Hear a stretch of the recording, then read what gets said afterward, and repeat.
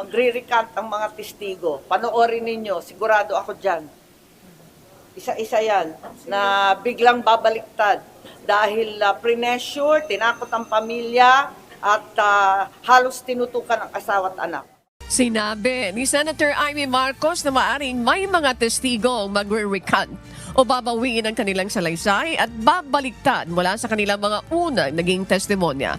Hindi naman kinukumpirma ng presidential sister ay ang dating security consultant na si Orly Gutesa na nag-deliver umano ng mga maleta ng pera sa address ni resigned ako, Bicol Party List Representative Saldico.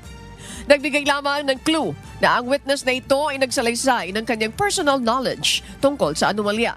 Inaasang isasagawa bukas November 14 ang muling pagdinig ng Senate Blue Ribbon Committee patungkol naman sa flood control scandal.